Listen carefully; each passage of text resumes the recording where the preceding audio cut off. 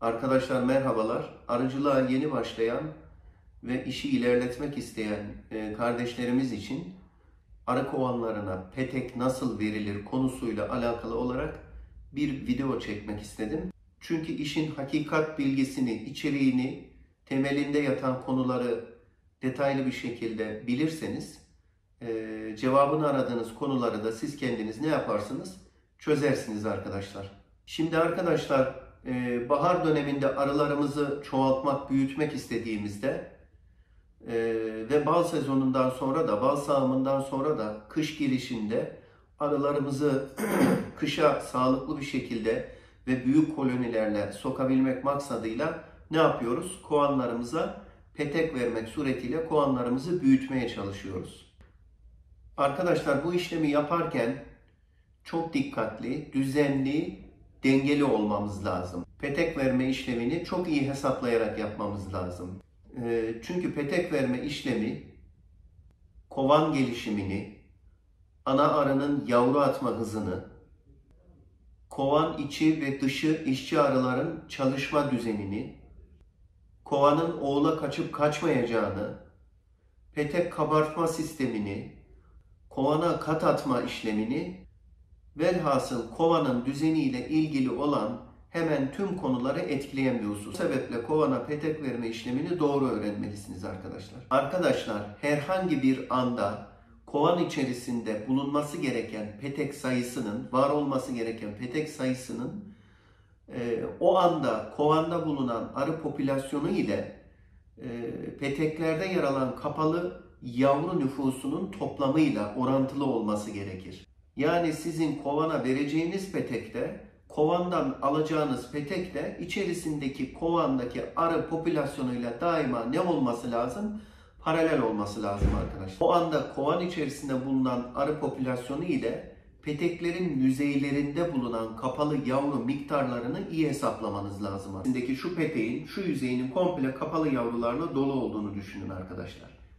Yetmedi, onların üzerinde de bunları ısıtan, muhafaza eden genç arıların, bakıcı arıların olduğunu düşünün. Keza bunun karşısındaki petekte de aynı şekilde kapalı yavruların ve üzerinde de onların bakıcı arılarının bulunduğunu düşünün. Bu neye delalettir? Bir hafta sonra bu petek yüzeyindeki kapalı yavrululardan ve bunun karşısındaki petekten kapalı yavrululardan çıkacak arılar ile bu peteklerin yüzeyindeki mevcut bakıcı arıların birleşmesi sonucunda bunun 2 katı bir yere ihtiyaç duyulacaktır. Değil mi arkadaşlar? Yani ana arı daha yavru atmasa bile dahi bunun üzerindeki kapalı yavru miktarına bakarak siz ne yapmanız lazım? Bir hafta sonra çıkacak arılara göre mevcut nüfusu üzerine yerleştirebileceğiniz bir peteği o kovana ne yapmanız lazım? Vermeniz lazım arkadaşlar. Keza aynı şekilde eğer bu peteğin tümünde kapalı yavru yok da belli bir kısmında kapalı yavru varsa, bunun karşısındaki veya bir sonrasındaki peteklerde de bu şekilde belli kısımlarda kapalı yavrular varsa ne yapıyoruz arkadaşlar? O kapalı yavru miktarlarının toplamı bir peteği basacaksa ve bunun üzerindeki mevcut arı miktarı da o peteği basacaksa mevcut çıkacak arıların durumuna göre bir petek daha ekleyebiliriz arkadaşlar. Neydi? Ana arıya yavru attırmak için petek vermek idi. Şu anda az önce bahsettiğim ise mevcut zaten çıkacak olan, çıkmakta olan yavrulara bir ev, bir yuva vermek üzere petek vermekten bahsettim. Yani siz zaten çıkacak olan arılar için bir petek vereceksiniz. Ayrıca ana arıya da diyoruz ki sen gel buraya ilaveten yavru at diyoruz. Yani ana arının yavru atabilmesi için biz ona hususen bir petek vermemiz lazım. Bunu verirken aynı anda da çıkacak olan arıların da basabilmesini teminen peteğin orada bulunması gerekir arkadaşlar. O yüzden bu hesabı iyi yapmamız lazım. Hem çıkacak arıları hem de ana arının yeni yavru atması için gerekli olan peteği iyi hesaplamamız lazım arkadaşlar. Peki arkadaşlar biz bu hesabı yapıyoruz da arılar bu hesabı yapmıyor mu? İnanın onlar bizden çok daha iyi yapıyor arkadaşlar. Arılar bu hususla ilgili biz insanları inanın dikkate dahi almıyorlar. Onlar zaten arkadan gelmekte olan nüfusu iyice hesaplayarak önceden çoktan petek örmeye başlıyorlar. Yani verdiğiniz o şuruplukların altını petek örerek hem ana arının yavru atması için ya da çıkacak olan yavruların beslenebilmesini temin edecek polenin veya nektarın yerleştirilmesi için ya da su depolamak için peteği örüyorlar. Yahut bu koyduğunuz peteklerin üzerine kabartarak yukarıya doğru petek atıyorlar. Yanda boşluk varsa bu peteğin yan tarafına yeni yukarıdaki çuvala ya da kapağa yapıştırarak aşağı doğru komple petek atıyorlar. Onlar bir şekilde kendi hesaplarını yapıyorlar ve ihtiyaç duydukları petekleri kabartıyorlar ya da örüyorlar. Eğer kovan 10 çıtayı doldurmuş bir halde, sıkışık bir halde ise o takdirde de ne yapıyorlar arkadaşlar? Hemen meclislerini topluyorlar, arılar meclisini topluyorlar, mevcut ana arıyla vedalaşıyorlar, helalleşiyorlar ve mevcut ana arıya diyorlar ki biz şimdi meme dikeceğiz, yeni bir ana arı üreteceğiz. Biz bu üretimi yapıp yeni ana arıyı çıkardıktan sonra sen bu kovanın yarısını alıyorsun, sen tecrübelisin, sen doğada yeni bir yuva bulursun, yavrularını alıyorsun, kovanın yarısını alıyorsun, kovanı terk edip gidiyorsun. Biz mevcut yeni ana arıyla birlikte kovanımızın içerisine yeni bir düzen oluşturup yola devam edeceğiz diyorlar. Ve maalesef oğul atma diye tabir ettiğimiz olay sıkışık kaldığı zaman kovanda gerçekleşiyor arkadaşlar. İşte bu sebeple biz arıcılar ne yapmamız lazım? Özellikle 7-8 bilemediniz 9 çıtaya yaklaşmış olan bir kovanda kovanın sıkışıklığına müsaade etmeden ya kat atıyoruz, yukarıya doğru arımızı genişletiyoruz ya da arımızı bölüyoruz ve ikinci bir kovan olarak ayırıyoruz arkadaşlar. Yani bunu şu şekilde düşünebilirsiniz. Sizin kendi evinizi düşünün. Nüfus o kadar kalabalıklaştı. Çocuklar büyüdü, evlenme çağına geldiler, ayrı yuva kurma çağına geldiler. Evin hacmi bu kadar insanı bakmaz hale geldiği zaman ne yapar çocuklar? Hemen kendine bir yuva arayışına girer, değil mi arkadaşlar? Aynı arılarda böyledir. Onlar da eğer kovanın içerisi sıkıştıysa hemen ikinci bir yeni yuva arayışına girerler ve oğul olarak dışarıya çıkmak isterler. Keza aynı şekilde kovan mevcut nüfustan çok daha fazla ise, genişse, yani düşünün ki siz bir 10 odalı bir evdesiniz, hepi topu nüfusunuz 4 kişi. Ama 10 tane oda var. Şimdi bu 10 tane odanın temizliğiyle uğraşacaksınız, bakımıyla uğraşacaksınız, içine eşya dolduracaksınız vesaire. Oraları da ısıtmaya çalışacaksınız. Düşünebiliyor musunuz enerji israfını? Bağırıyorlar ama öbür odada birbirini duymuyor. Birbirinin fenomen kokusunu alamıyor. Arılar da böyledir arkadaşlar. Eğer kovanın içerisinde popülasyon az, petek sayısı çok fazlaysa arılar kovanın içine dağılırlar. Birbirleriyle olan irtibatı keserler. Petek yüzeylerindeki yavruları ısıtamaz hale gelirler ve yavrular hastalığa tutuşur. Arılar belli bir alanda, yeterli miktarda belli bir alanda bir arada olurlarsa ısı ve enerji tasarrufu ne yapılır arkadaşlar? Gerçekleşmiş olur. Arkadaşlar buraya kadar arıların popülasyonuna bağlı olarak kovana verilmesi gereken petekle alakalı bahsettim. Tabii ki ana arının yavru atma hızının artması, yavru atmaya başlaması, hava sıcaklıklarının 20-25 santigrat derecenin üzerinde olması ve gece gündüz ısı farklarının da düşmesiyle bağlantılıdır. Yani eğer hava sıcaklıkları artmışsa ana arı güvenli bir ısıya ulaştığı gerekçesiyle ne yapar? Yavru atmayı hızlandıracaktır arkadaşlar. Diğer taraftan kovanın içerisindeki kapalı yavruluları 34,5 santigrat derecede tutmaya çalışacak olan bakıcı arıların yeterli enerjiyi sağlayabilecekleri besin miktarı kovan içerisinde varsa, bu bal ile olur, sizin verdiğiniz teşvik şurubu ile olur vesaire, dışarıdan gelen nektarla olur. Varsa, bu başlamışsa bu nektar gelişi ya da siz teşvik şurubunu vermişseniz o zaman ana arı bunu tespit ediyor ve bundan yana kendini güvende hissederek, yani atacağı yavruların hastalığa tutulmayacağını, ölmeyeceklerini, yaşayacaklarını ve güvenli bir şekilde çıkacaklarını hissederse yavru atma işlemini ne yapar arkadaşlar? Hızlandıracak. Diğer bir taraftan kovanlara petek illa ana arı sadece yavru atsın diye değil. Kovanlara petek hem ana arı yavru atsın diye, hem doğadan gelen polen stoklansın diye, hem hava sıcaklıkları arttığı zaman su getiren arıların getirdikleri suları gerek soğutma gerek sulama işlerinde kullanmaları için petek gözlerine stoklasınlar diye de petek vermemiz gerekir arkadaşlar. Yani petek sadece ana arı yavru atsın diye verilmez. Aynı zamanda içerideki mevcut nüfusun beslenecekleri polen, beslenecekleri nektar, bal ve yine soğutma işlemlerinde kullanacakları veya tüketecekleri suyla da alakalı petek verilmesi gerekir. Kovanımıza hangi sıralamada petek vermemiz lazım? Buna da bir değinmek istiyorum. Fakat buna geçmeden evvel işçi arıların görev döngüsünü bir kısaca size özetlemek istiyorum.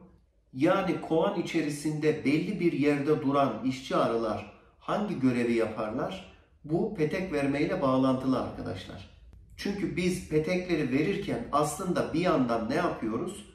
Kovan içerisindeki belli yaşlardaki bakıcı arıları kovan içinde belli bir yöne doğru ittiriyoruz, sevk ediyoruz. Diyoruz ki şu yaştaki işçiler siz şu tarafa gidin bakalım. Şu yaştaki işçiler siz de şu tarafa gidin bakalım. Çünkü bunların görevleri farklı farklı arkadaşlar. Şimdi bu da ne demek? Sizin mesela bir yemek fabrikanız var. Bu yemek fabrikasında görev tanımı olarak hangi personeller var? Mesela aşçılar var, temizlikçiler var, depocular var, nakliyeciler var. Yine aynı şekilde gurmeciler ve diyetisyenler var. Bunlar her birinin görevi farklı, farklı iş yapıyorlar, farklı yerlerde bulunuyorlar. Değil mi arkadaşlar? Mesela siz yemek fabrikasında aşçılar tam yemek yaparken mutfakta paldır küldür içeriye birden temizlik işçileri girse, yerlere bir anda çamaşır sularını, deterjanları sıkıp haldır huldur temizlik yapmaya başlasalar ne olur arkadaşlar? Tabii ki aşçılar ne yaparlar arkadaşlar? Kepçeleri alırlar, bunların kafasına vurmaya başlarlar. Keza aynı şekilde tam mutfakta aşçılar yemek pişirirken, daha yemek pişmeden hemen nakliyeciler paldır küldür mutfağa girip tencereleri koyup yarım pişmiş yemekleri tencerelere doldurup götürmeye çalışsalar ne olur arkadaşlar? Akşamleyin patron elinize bir kağıt tutuşturur. Hemen sizin çıkış imzanızı atar, sizi işten kovar. Tabii ki kovan içerisindeki arıların da bakıcılık görevini üstlenen arıların da her birinin kendi yaşına göre yapmakta oldukları işler var arkadaşlar. Mesela herhangi bir petek gözünden yeni çıkan bir yavru arı ilk 3 gün önce kendi çıktığı peteği, sonra da etrafındaki diğer peteklerin temizliğini yapar arkadaşlar. Yine 3 ila 6 gün arasında henüz daha kapanmamış larva halindeki, yaşlı larva halindeki yavruları besleme. Bu yavru arılar 5 güne geldiklerinde 5 ila 15 gün arasında Allah tarafından arı sütü salgılamaya başlarlar ve hem genç yavru arıları, henüz daha kendi kendini besleyemeyecek genç yavru arılarını hem de ana arıyı arı sütüyle besleme görevini üstlenirler arkadaşlar. 12 güne geldiklerinde 12 gün ila 18 gün arasında bal mumu salgılamaya salgı bezleri gelişir. Boğumlardaki salgı bezleri gelişir ve bal mumu salgılamaya başlarlar ve petek örme işine girişirler arkadaşlar. Ve son olarak 18 ila 20 gün arasında da kovan girişinin hemen gerisinde veya uçuş tahtasının önünde bekçilik görevini üstlenirler. Arkada da fedailik görevini üstlenirler. Herhangi bir tehlike kovana yaklaştığında kendilerini feda ederler ya da o kısımda bekçilik görevini üstlenirler arkadaşlar. Ondan sonrasında uçuş antrenmanları yaparlar ve hemen ondan sonra tarlacı arı olurlar ve kovana ne yapmaya? Nektar getirmeye, polen getirmeye, propolis ve su getirmeye başlarlar arkadaşlar. Şimdi o zaman biz boş çıtayı, ham peteği ya da kabarmış peteği ya da ballı polenli peteği kovanın neresine vermemiz gerekiyor? 3 aşağı 5 yukarı herhalde belli olmuştur. Örnek olarak 12 ile 18 günlük olan içerideki arıların ağırlıklı, yoğunluklu bulunduğu bölgeye ne vermemiz lazım arkadaşlar? Yeterliyse o yaştaki nüfustaki arılar o bölgeye ham petek yahut boş çıta vermeliyiz ki onlar görevini yapacaklar. Hemen ya kabartacaklar ya da doğrudan petek örecekler arkadaşlar. Yani örneğin biz 12 günlük ila 18 günlük arıların yoğun şekilde bulunduğu bölgeye ham petek, kabarmamış ham petek ya da boş çıta vermemiz lazım ki o bölgeye verdiğimizde o arılar orada ne yapsınlar? Bunu kabartsınlar ve petek örsünler. Aynı şekilde henüz kapanmamış larvaların olduğu bölgede hangi arılar olması lazım arkadaşlar? Yaşça daha küçük arılar olması lazım ki onları besleyebilsinler. Arkadaşlar şimdi ben örnek olarak şu şekilde bir ballık katını, ki bunu siz kovan farz edin, üzerinde göstermek istiyorum. Arkadaşlar bu arada bu videomuzu biz burada teorik olarak anlatıyoruz. Bu videomuzun bir de sahadaki uygulamasının, Allah nasip eder ömür verirse sahadaki uygulamasını da çekip ben size göstereceğim. Şimdi siz bunu normal bir kuluçkalık olarak addedin, düşünün. Şimdi arkadaşlar kış çıkışında şöyle 3-4 çıtalık bir kovanımız olduğunu düşünün. Şimdi biz ilkbahar sezonuna girdiğimizde erken ilkbahar değil. Artık ilkbahar başladı, ısılar yükseliyor. Arılarımızı büyütmek istiyoruz. Arılar da bunu istiyor. Bu durumda arkadaşlar öncelikle bir kontrolümüzü yapıyoruz arkadaşlar. Arkadaşlar ana arı da tıpkı insanlar gibi, anneler gibi yavrularını güvenli yerlerde dünyaya getirmek isterler. Onların da doğasında tıpkı insanlar gibi korumacılık vardır. O yüzden gidip de yavrularını tehlikelere açık noktalara atmazlar arkadaşlar. Şimdi şu en kenar duvar tarafında ne vardır arkadaşlar şu kenarlarda? Daima şuralardan bir ısı alışverişi vardır. Yani dışarının soğuk ısısı, içerinin sıcak ısısı buralarda ne yapar? Nem ve küf yapabilir arkadaşlar. Bu soğuğu ilk alacak yerler nerelerdir arkadaşlar? Kenar taraflardır. O zaman arılar hiçbir zaman gidip de hava sıcaklıkları yüksek ısılara gelmedikçe, yazın ortasına gelinmedikçe, yani artık soğuk sıcak farkı kalmadıkça, kovanın içi de alev alev yanmadıkça arılar gelip de şu kenardaki peteklerin şu yüzeylerine ne yapmazlar? Ana arılar yavru atmazlar. Ama bizim duvar peteklerimizde şu şekilde ballı ve polenli, yani hem dışarıdan gelecek etkileri koruması hem de bir stok, güvenlilik, yani bir ardiye gibi düşünün olması bakımından bu kısımlarda biz ne yapıyoruz? Bir duvar peteği, yani koltuk diye tabir ediyoruz. Duvar peteği tesis ediyoruz arkadaşlar. Yani kış çıkışında biz önce neye bakmamız lazım? Duvar peteğimizde yeterli bal stokumuz, polen stokumuz var mı? Eğer yoksa öncelikle bunu arıya vermemiz gerekir arkadaşlar. Evet arkadaşlar, bu kısımda şu bir numarada ballı peteğimizin bulunduğunu düşünelim. Ve ikinci sırada ana arımız bir miktar yavru atmış ve kapalı yavrulular oluşmuş. Üzerinde de bakıcı yavruları var. Üçüncü sırada da keza kış çıkışından bahsediyorum. İlkbahar girişinden bahsediyorum. Bir miktar yavru da bunda var. Yine kemerlerimizde bir miktar bal var. Altlara bir miktar polen getirmişler. Ve ana arımız buraya yavru atmış halde olsun arkadaşlar. Aynı şekilde bu kenarımızda da, yani en dıştaki kenarımızda da, her iki kenarda da, hem bu kenarda hem bu kenarda ne olacak arkadaşlar? Ballı duvar peteğimiz olacak arkadaşlar. Yani biz daima bunu muhafaza etmemiz lazım. Zaten arılar bu eksildiğinde, doğadan nektar gelmeye, polen gelmeye başladığında hemen ne yapacaklar? Bunu tamamlayacaklar arkadaşlar. Peteğimiz olsun arkadaşlar. Bunun duvar peteği olduğunu düşünün. İki tarafta duvar petekleri, aralarda da öyle yarım yarım şekilde yavrulu petekler olduğunu düşünün. Ve bunlarda da şu şekilde bal kemerleri olduğunu düşünün. Arıların da dışarıdan polen getirmeye başladığını düşünün. Alt kısımlara koyduğunu düşünün. Ana arı mevcut arı popülasyonuna bakarak ve buradaki bal miktarına ve arıların besleneceği polen miktarına bakarak ne yapmış? Yavru atmış olsun arkadaşlar. Şimdi arkadaşlar bizim bu kovana petek verebilmemiz için ana arının bu petek gözlerini yavruyla doldurmuş olması gerekiyor. Yani hem dışarıdan yoğun polen gelişi olması gerekiyor, boş gözlere polen doldurmuş olmaları lazım. Hem de ana arının buralara yavru atmış olması gerekiyor. Ki bu mevcut yavruları da ısıtacak yeterli arının kovan içerisinde bulunması gerekiyor arkadaşlar. Arkadaşlar böyle bir hale gelmiş bir kovanımızda bize petek verme sinyali veren bazı olaylar olur. Bir tanesi şudur. Ana arı eğer hızlanmışsa biz tabii şu kenarda straforumuz da vardır kovanda soğuk almasın diye.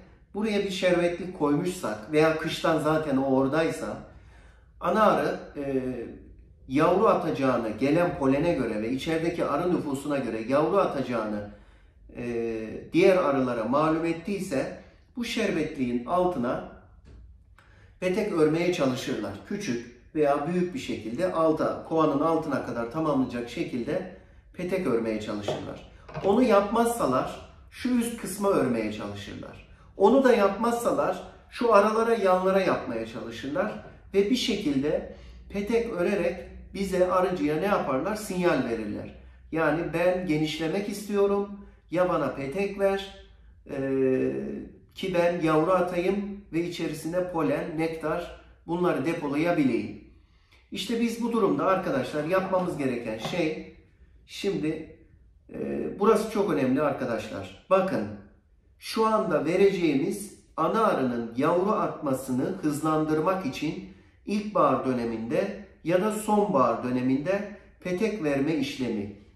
Kovan daha genişleme aşamasındayken, yani 2, 3, 4 çıta iken o zaman şu baştaki ballık diye tabir ettiğimiz duvar peteğini ya da koltuk diye tabir ettiğimiz duvar peteğini açıyoruz arkadaşlar. Getirip bunun arasına ilkbahardaysanız açık renkli kabarmış petek veriyoruz arkadaşlar. İlkbahardaysanız açık renkli kabarmış petek veriyoruz. Sonbahardaysanız şu şekilde koyu renkli kabarmış petek veriyoruz arkadaşlar. Neden? Çünkü henüz daha arı popülasyonu, arı nüfusu bizim ham peteğimizi kabartabilecek güce sahip değil. Yani biz buraya gelip de ham peteği verirsek onu da uğraşırlar ama görürsünüz bir hafta sonra şura kabarmış, şura kabarmamış, gücü yetmemiş hayvanın. Dolayısıyla başaramamış, arı nüfusu yavaş gider. Siz bu arıyı canlandırmak, ana arının yavru atmasını canlandırmak istiyorsanız, ana arının yavru atmasını istiyorsanız hazır kaparmış, işçi gözü delikli petek vermeniz gerekir. Tekraren söylüyorum, ilkbaharda açık renkli, sonbaharda koyu renkli petek vermeniz gerekir arkadaşlar. Ne yaptık şimdi? Biz duvar peteğini kenara aldık ve arasına kabarmış peteğimizi yerleştirdik. Tekrar duvar peteğimizi kapattık. Şimdi bir yandan polen gelmeye devam ediyor. Bu gözlerde, şu peteklerde çıkan arılar var. Biz buraya yeni boş kabarmış petek verdik. Bu arada arkadaşlar bir bilgiyi daha vereyim size. Peteğe verirken daima bir ballı şerbet yapın. Ballı şerbetli su yapın. Ve peteğe şöyle yüzeyinden ballı şerbetli fısfısla birlikte püskürtme yapın arkadaşlar. Bu şunun için gerekli. İçerideki diğer bakıcı arılar önce bu ballı şerbetli suyu buradan bir temizlerken aynı zamanda petek gözlerini temizlerler ve buraya kendi kokularını bırakırlar. Ve ana arının temizlenmiş gözlere yavru atmasını temin ederler. Ana arı temizlenmiş gözleri bulur. İlla ki sizin temizleyebildiğiniz bu peteklerde dahi arıların göreceği, sizin görmeyeceğiniz pislikler olabilir. Onları temizlemelerini temin etmek babında bu ballı şerbeti ne yapıyoruz? Üzerine sıkıyoruz arkadaşlar. Arkadaşlar bu kısma bunu verdikten sonra ana arı 2-3 gün içerisinde yavru atmaya başlayacaktır arkadaşlar. Arkadaşlar bir konuyu daha arz edeyim. İlkbahar döneminde biz ana arıya yavru atması ve kovanın gelişmesini temin etmek üzere petek vermeye başladığımız anda mutlaka teşvik şuruplamasına başlamış olmamız lazım.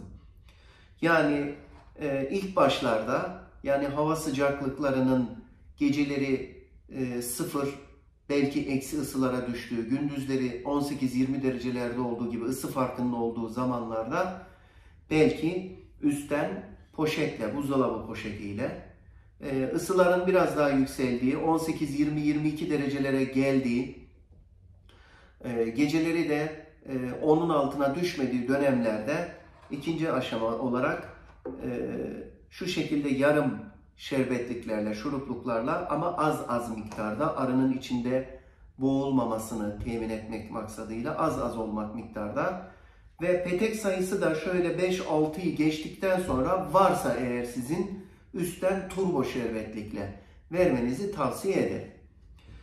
Şimdi petek vermeyle eş zamanlı olarak teşvik şuruplaması yapılması gerekiyor arkadaşlar. Bunun sebebi az önceki açıklamamızda belirtmiştik. İçerideki mevcut bakıcı arıların ısıyı sağlamak, arıları, mevcut kapalı arıları 34,5 santigrat derece ısıya getirebilmesini temin etmek maksadıyla enerji almaları gerekiyor. Eğer dışarıdan yeterli besin kovana, tarlacı arılar tarafından getirilemiyor ise o takdirde bu arılar yeterince beslenemeyeceği için yeterince çalışamayacaklar. Bu ısıtma işleminin yeterli olmadığını gören ana arı da ne yapmayacaktır? Yavru atmayacaktır yahut yavruyu az atacaktır arkadaşlar. Şimdi arkadaşlar devam ediyorum. Ne yaptık? Şu duvar peteğinin iç kısmına yavru atması için kabarmış peteğimizi verdik. Ana arımız geldi. Hemen 2-3 gün içerisinde bunun içerisine hemen yavrularını attı arkadaşlar. Arkadaşlar iki yüzeyine de yavru attığını gördüğünüz anda peteği çıkarıp kontrol ediyorsunuz ve iki yüzeyine de yavru atıldığını gördüğünüz anda arkadaşlar bu peteği, bu yavru atılmış olan peteği buradan alıyorsunuz. Getirip en baş taraftaki duvar peteğinin içine koyuyorsunuz arkadaşlar. Sonrasında tekrardan bu duvar peteğini açıyorsunuz. Buraya tekrar varsa kabarmış petek koyuyorsunuz arkadaşlar. Şimdi buradaki amacımız ne? Ne yaptık arkadaşlar? Şuradaki yeni atılmış taze yavrulu peteği şuraya aldık. Bunlar sonra larvaya dönecek, sonra pupaya dönecek, sonra kapanacak ve yavru olarak çıkacaklar. Şimdi buraya ne koyduk? Yeni bir tane petek koyduk. Ana arı gene geliyor. Bu ikinci peteği tekrardan ne yapıyor arkadaşlar? Yavru atıyor. Ana arı burada. Bu ikinci peteğe ne yapıyor? Yavru atıyor arkadaşlar. Şimdi biz bunu da attırdıktan sonra tekrar arkadaşlar iki tarafının da yavrularla dolduğunu gördükten sonra tekrar bu peteği de buradan alıyoruz. Ne yapıyoruz?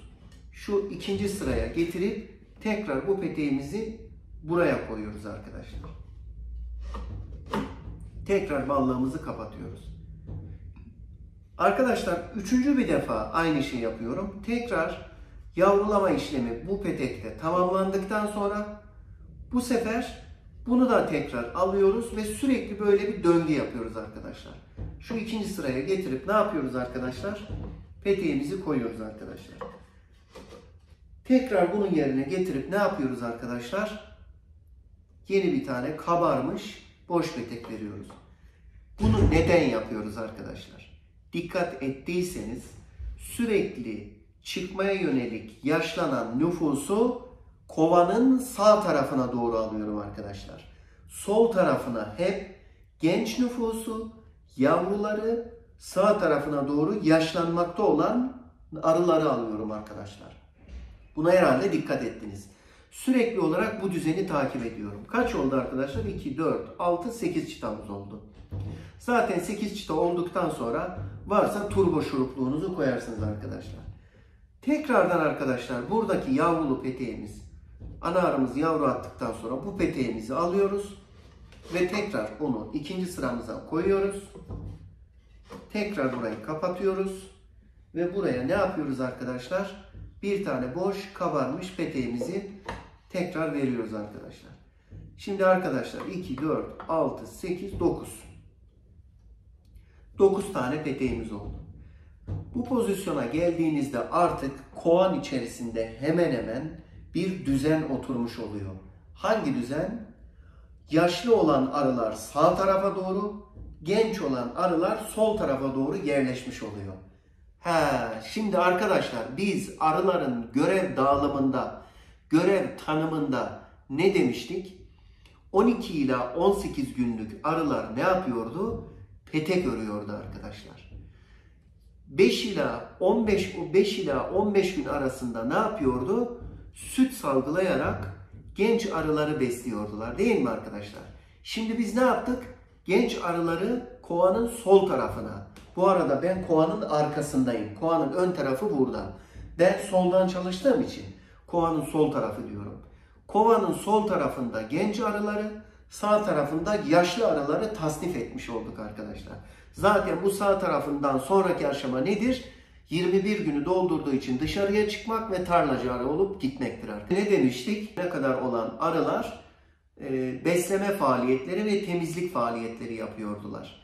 İşte onları buraya yerleştirdik ki bu taraftaki genç arılar çıktıklarında onları beslesinler, çıktıkları yerleri temizlesinler, bu işleri görsünler. Sağ tarafta ise petek ördürmek isteyeceğiz artık. Yani tabii ki sürekli siz kabarmış petek veremezsiniz. O kadar kabarmış peteğiniz yoktur. Petek kabartmanız gerekir. Bu durumda şimdi 8-9 çıtaya ulaştığınız zaman arıcının 2 tane hedefi olacak arkadaşlar. Bir tanesi ya kat atacaksınız, üst kata kat atacaksınız ve alttaki yavrulu petekleri yukarıya alacaksınız. Arıyı böleceksiniz arkadaşlar. Şimdi yukarıya kat atıp da buradaki ortadaki yavrulu petekleri yukarıya aldığınız vakit o zaman alt tarafa petek bu sağ tarafında yaşlı arılar olduğu için nispeten soldakilere nazaran yaşlı arılar olduğu için onlara ne yaptırabiliriz? Petek kabarttırabiliriz arkadaşlar. Yani biz buraya ham petek diye bahsettiğimiz petekleri vererek petekleri vermek suretiyle petek kabarttırma işlemine başlayacağız arkadaşlar. Şimdi burada ne yaptık? 7, 8, 9 çıtaya gelinceye kadar ana arıya hep en sağdaki duvar peteğinin içine petek vermek suretiyle, kabarmış petek vermek suretiyle yavru attırtmıştık. Fakat artık kuluçkalık dolup kat atma ya da bölme noktasına geldiğimizde artık ana arıya yavruyu buradan attırtmayacağız arkadaşlar. Doğrudan 2 numarada o işlemi yapacağız. Yani artık peteğimizi buraya vereceğiz. Hangi peteğimizi? Dikkat edin arkadaşlar. Baş tarafta kabarttığımız yani ham petek olarak verip şurada kabarttığımız peteğimizi kabardıktan sonra alıp getirip şu 2 numaraya vereceğiz. Ve burada ana arımıza yavru attırtacağız arkadaşlar. Yani kovanımızı ne yaptık? Tasnif etmiş olduk arkadaşlar. Kuluçkalığımızı tasnif etmiş olduk. Sağ tarafta sürekli petek kabarttıracağız. Sol tarafta ana arıya o kabartılmış peteğe yavru attırtacağız. Petek kabart, yavru attırt. Petek kabart, yavru attırt. Tabi bunu yaparken arkadaşlar haliyle kuluçkalık ne oldu? Doldu. İşte şimdi siz ortadan, şu orta kısımdan hani kapalı yavruları atmıştık da bunları sağa doğru aldırmıştık ya. Bu ortadan henüz çıkmamış olan, çıkmaya yakın, çıktı çıkacak gibi olan 2, 3, 4 kaç tane ise kapalı yavruluyu katımıza alacağız. Kat atma işlemini sonra göstereceğim. Ama burada şu anda ne anlatıyorum ben? Burada anlattığım bu ortadan çıkan kapalıların yerine biz ne yapıyoruz? Tekrardan şu baş tarafa, şu ikinci sıraya şuradan kabartmadan çıkan peteğimizi koyuyoruz. Ve buradaki duvar peteğinin içine ne yapıyoruz? Kabartılacak boş petek veriyoruz. Ham petek veriyoruz. Bu arada arkadaşlar bu kadar güçlü bir duruma gelmiş şöyle güçlü duruma gelmiş bir kuluçkalıkta artık arılarımızı istediğimiz gibi çalıştırırız. İstediğimiz gibi petek kabarttırabiliriz. İstediğimiz gibi ana arıyı yönlendirebiliriz. Biz burada bunun farklı metotları var ama burada bir tanesini ben size göstereceğim. Şerbetliğimiz şu kenarda olursa, şimdi biz ne yaptık? 12-18 günlük arılarımıza petek kabarttırıyorduk. Bal mumu salgılattırıp petek kabarttırıyorduk şu kenarda, artık o aşamaya gelmiştik. O arıları bu tarafta kümüle ediyoruz. Bu tarafta ise yavru besleyecek arıları kümüle ediyoruz. Burada buna şerbet vererek buradaki arıların bu şerbetten alarak burada petek kabartmasını ne yapacağız arkadaşlar? Temin edeceğiz. Yani buradaki püf nokta şu arkadaşlar. Kovanın petek sayıca az olduğu dönemlerde ana arının yavru atması için duvar peteğinin içine kabarmış petek vererek gelirken, şu şekilde vere gelirken, ki yavru attığını ne diyorduk? İkinci sıraya alıyorduk. Bu şekilde büyütmeye devam ederken, fakat kovanımız artık, kuluçkalığımız genişleyip de 8-9 çıtaya vardığında, bu defa petek kabartma işlemine geçtiğimiz zaman artık ana arının burada yavru atmasını ne yapmıyoruz? İstemiyoruz arkadaşlar. Ana arının ya sol tarafta ya üst katta yavru atmasını istiyoruz. O durumda burada ne yapacağız? Bütün sağ tarafa 12-18 günlük yaşlı arıları sığdırdığımız için ya da yönlendirdiğimiz için burada ne yapacağız biz? Artık ham peteği kabartma işlemini ya da bir boş çıtalarımızı, bildiğimiz dümdüz tel çekilmiş veya telsiz arkadaşlar, boş telsiz, şu şekilde ham çıtalarımızı, boş çıtalarımızı ne yapıyoruz? Getiriyoruz, buraya koyuyoruz arkadaşlar. Şimdi bunları da koyarken arkadaşlar, bunu başka iki videomuzda göstermiştim. Şu kısımlara, hemen şu çıtaların şu kısımlarına bir miktar bal mumunu şöyle başlaması için yapıştırıyoruz arkadaşlar. Arılar, o bal mumu salgılayarak petek örecek arılar, buradaki o bal mumlarını görünce hemen terzilik görevine başlıyorlar. Ölçüyü alıyorlar. Birbirlerine el ayak tutunarak burada bir matematiksel hesapla buraya kaç tane petek gözü gireceğini hesaplayarak örme işlemine ne yapıyorlar? Başlıyorlar arkadaşlar. Evet arkadaşlar, özetle kuluçkalık genişletme gerek ilkbaharda olsun gerek sonbaharda olsun kuluçkalık genişletme sıralamasında petek vermenin nasıl yapılacağını size kuluçkalıkta gösterdim. Şimdi kat atma işlemini daha başka bir videomuzda size göstereceğim. Bizi ilgilendiren bir kısım daha var. Peki katta nasıl petek vereceğiz? İkinci kata çıktık. Kuluçkalık altta kaldı. İkinci kata geldik. İkinci katta alt kattan, kuluçkalıktan yavrulu, kapalı yavrulu peteklerimizi üst katımıza aldık.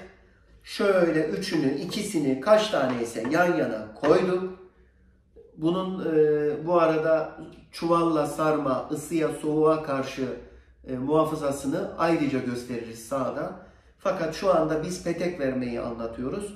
Üst kata şu şekilde yavrulu peteklerimizi, kapalı yavrulu ve bakıcılı yavrulu peteklerimizi üst katımıza aldık. Bir de bir ballı peteğimizi veriyoruz arkadaşlar. Sonuçta bu da petek ya arkadaşlar.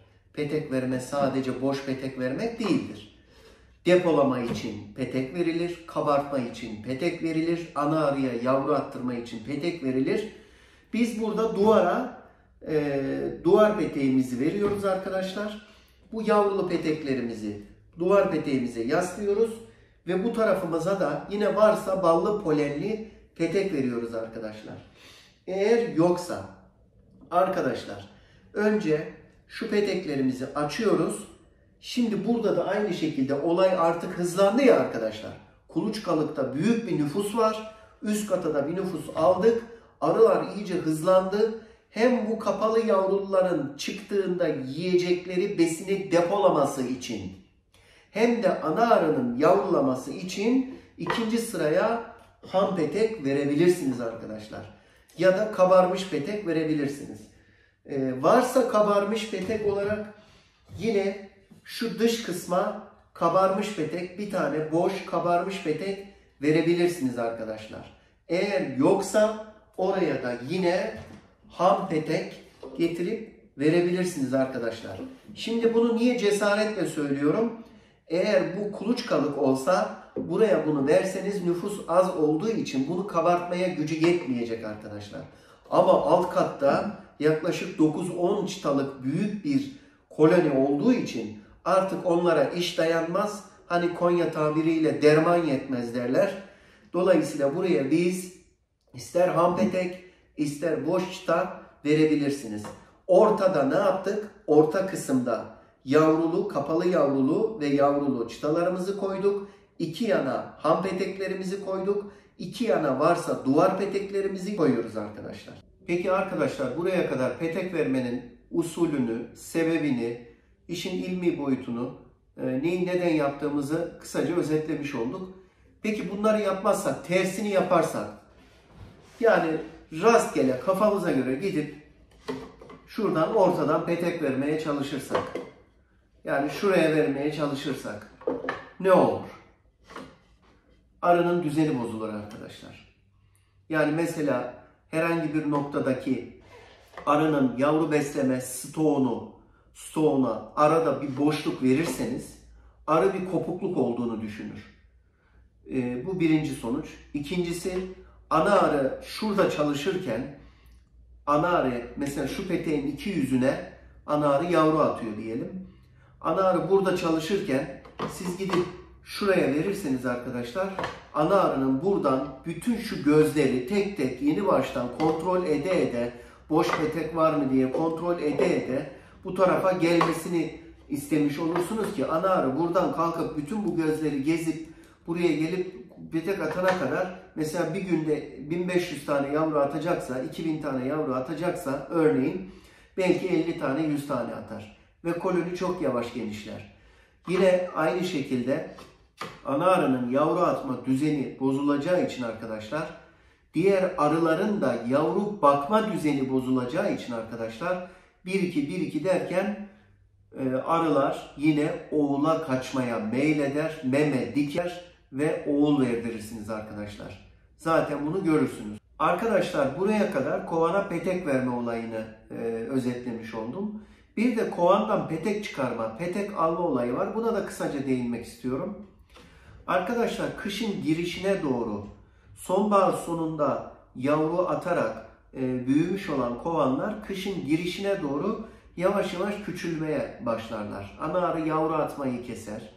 Mevcut arıların ömürleri tükenir. Tükendiği için nüfuslar azalmaya başlar. Kışın tam girişinde mutlaka daraltma yapmanız lazım arkadaşlar. Çünkü arılar birbirlerini ısıtacaklar. Varsa yavrularını ısıtacaklar. Isıtabilmeleri için bir araya toplanmaları gerekir. Birlikten kuvvet doğar haliyle. Ama geniş bir alana yayılırlarsa nüfus az olduğu için bir arada olmadıklarından yeterli ısı oluşturamazlar. Varsa yavrular soğuktan ölürler. Birbirlerini de ısıtamadıkları için genç yavrular da vefat edebilirler arkadaşlar. Şimdi bu durumda kovana geldiğimizde, kovanı açtığımızda birinci peteğe bakıyoruz. Bu stok peteği, duvar peteğidir. İkinci peteğe bakıyoruz. Yavru var mı diye arkadaşlar. Yavru yoksa, üzerinde tek tük normal arı varsa, bakıcı arılar. İkinci çıtamıza bakıyoruz. Yavru var mı diye kontrol ediyoruz arkadaşlar. Bunda da yavru yok. Üzerinde tek tük arı varsa bunu da silkeliyoruz ve alıyoruz arkadaşlar. Üçüncü çıtamıza bakıyoruz. Bunda da yavru yok. Arı azsa bunu da silkeliyor alıyoruz arkadaşlar. Ne zaman ki yavrulu, kapalı yavrulu bir peteğe rastlıyoruz, işte orada duruyoruz arkadaşlar. Onu bırakıyoruz. Ondan sonra yavrular vardır. Oraya arı sınır koymuştur. Burası benim evimin sınırı demiştir. Duvar peteğini getirip ona kapatıyoruz arkadaşlar. Arının gerçek kışa girecek popülasyonu, nüfusu budur. Ne yapıyoruz? Hemen buraya getiriyoruz. Şerbetlerimizi koyuyoruz. Bu kısma da hemen straforumuzu, koruma straforumuzu yerleştiriyoruz. Straforumuzu yerleştiriyoruz. Çuvalla bunu sarıyoruz. Üstünde kapatıyoruz. Ve kapağımızı kapatıyoruz. Kışa bu şekilde sokuyoruz. Keza ilkbahara geldiğimizde, kış çıkışı ilkbahara geldiğimizde aynı şekilde yine peteklerimizi kontrol ediyoruz. Kışa bu şekilde sokmuştuk. Açıyoruz. Duvar peteğimize bakıyoruz. Üzerinde arı yoktur. Büyük ihtimal. Nüfus azalmıştır. Tekrar bakıyoruz. Burada yavrular yok. Arı nüfusu az. Silkeliyoruz. Olanını alıyoruz. Bakıyoruz ikincisinde de yavru yok. Nüfus az. Silkeliyoruz. Alıyoruz arkadaşlar. Bakıyoruz ki nüfus biraz daha fazlalaşmış. Tek tükte ana arı yavru atmış. Şöyle öbek öbek küçük küçük. Yine burada onu bırakıyoruz. Duvar peteğimizi buna kapatıyoruz. Şerbetliğimizi ve straforumuzu koyup arımızı sarıyoruz ve ilkbahara giriş yapıyoruz. Ta ki bu mevcut petekleri ana arı yavrularla dolduruncaya, polen gelmeye başlayınca konunun başında anlattığımız petek verme işlemlerine başlıyoruz arkadaşlar ve kovanamızı bu defa büyütmeye başlıyoruz. Arkadaşlar, kışın çıkışından yazın girişine, bal sağımının sonundan kışın girişine kadar olan dönem arıcıların petek verme, petek alma, petek verme, petek alma dönemidir. Sürekli olarak bununla meşgul olacağız. Kovana petek verme ile ilgili teorik konu anlatım şeklimiz bu şekilde. Arazide canlı olarak bir tane de petek verme ile ilgili video hazırlayacağız. Onu da bu videomuzun arkasından uygulamalı olarak petek nasıl verilir sağda bunu göstererek sizlere anlatacağım. Hepinizi sevgi ve saygıyla selamlıyorum. Hayırlı, bereketli bir sezon diliyorum arkadaşlar. Allah'a emanet olunuz. Evet arkadaşlar, şimdi uygulamalı olarak kovana petek hangi sıralamayla verilir, nasıl verilir? Ona bir örnek olması babında, size bir ekstra bilgi olması babında onu göstereceğim.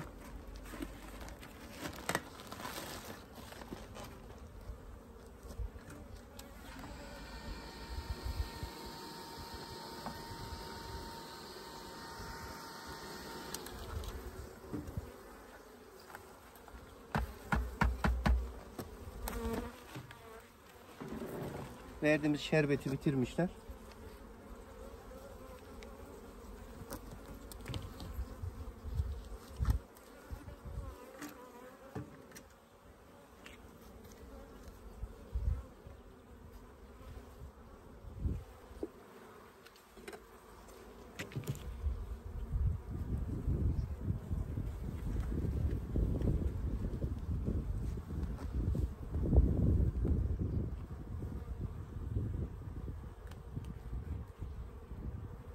Evet, burada güzel polen getirmiş, taşımışlar.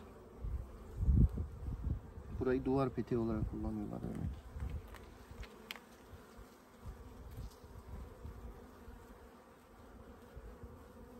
Evet. Burayı duvar peteği yapmışlar.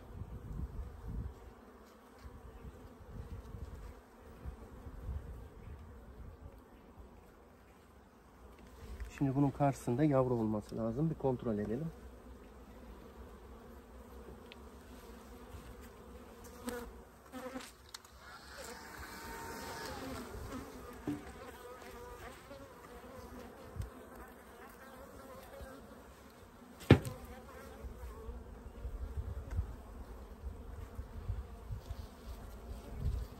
Evet arkadaşlar.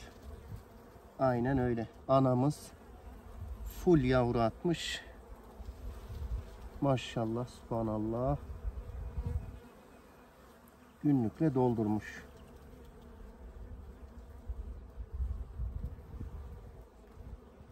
Maşallah, subhanallah. Günlükle doldurmuş.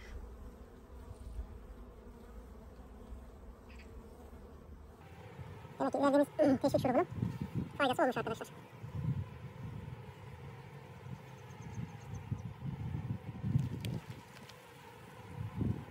Evet arkadaşlar, arka yüzü de doldurmuş. Küçük larvalar ve günlükler full dolu. Alarmımız iş başında maşallah.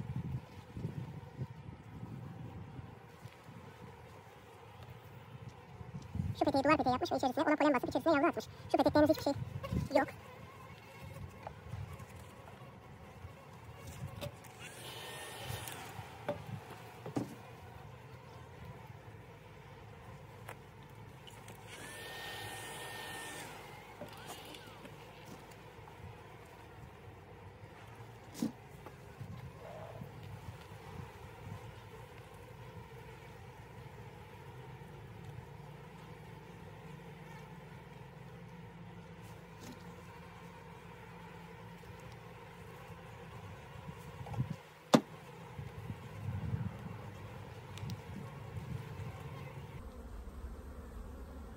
Evet, ana arımız burada arkadaşlar. Yavru atmak için petek gözü arıyor. Maşallah. Yerine bırakıyoruz.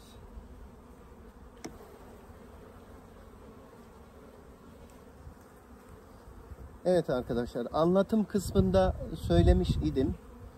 Kovana petek verileceği zaman kovanın arkasında durduğunuz vakit kovanın soldan sağa doğru çalışıyor iseniz sağ taraftaki boşluk kısmın en dıştaki duvar peteğinin içinden petek vereceğiz arkadaşlar. Şu araya. Bu kısma vereceğiz. Çünkü ana arımız daima kendini güvende hissetmek ister ve duvar peteğini tıpkı sizin evinizin dış duvarı gibi görerek onun iç kısmında yavrular. Biz stok olarak görür. İkinci bir husus, şu koyacağımız, ikinci kısma koyacağımız bu peteğin şu kısmına değil de şu kısmına yavru attığı zaman bu yavrunun attığı yavrunun karşısında, yani son peteğin iç kısmında bal ve polen olması lazım. Çünkü bu yavrular çıktığı vakit o polenlerden buradaki bakıcı arılar polenleri alarak buradaki arıları besleyecekler. Aynı şekilde enerji için ballardan onları besleyecekler. Yani sebep mutlaka ki en dış kısımda yavruyu dışarıdan gelebilecek tehditlere veya açlığa veya soğuğa maruz bırakmamak için daima ana arı bir içteki peteğe atar. Gidip dış peteğin en dışına çaresiz kalırsa atar. En son 10 çıta dolmuştur. Dış kısım boştur. Havada çok sıcaktır. Yavru ısıtmaya herhangi bir şekilde bir gereksinim kalmamıştır. Hava sıcaklıkları yüksektir. O durumda ne yapar? Dıştaki peteğin dış kısmına da belki atabilir. Ama dış duvar peteklere, yani iki kenardaki duvar peteklerin daima içine atar. Yani tekrar söyleyecek olursak iç kısmın bu peteğin vereceğimiz, bu ikinci sıraya vereceğimiz peteğin iç kısmına atacağı yavruları bu taraftaki bakıcı arılar ısıtacak ya da besleyecek iken bu tarafına ana arının atacağı yavrular için besleme olarak duvar peteğinin iç kısmındaki polenleri kullanacaklar. Ana arı daima poleni gözetir arkadaşlar. Polen varsa, yeterli arı varsa, yani yavruları bakacak, yavruları besleyecek ve onları ısıtacak yeterli arı varsa ne yapar arkadaşlar? Bulunan yerin karşısına yavru atar. Bu yüzden arıyı daima bu tarafa doğru, eğer soldan sağa çalışıyorsanız sağa doğru, sağdan sola çalışıyorsanız soldaki dışın bir iç kısmına bunu atacağız arkadaşlar.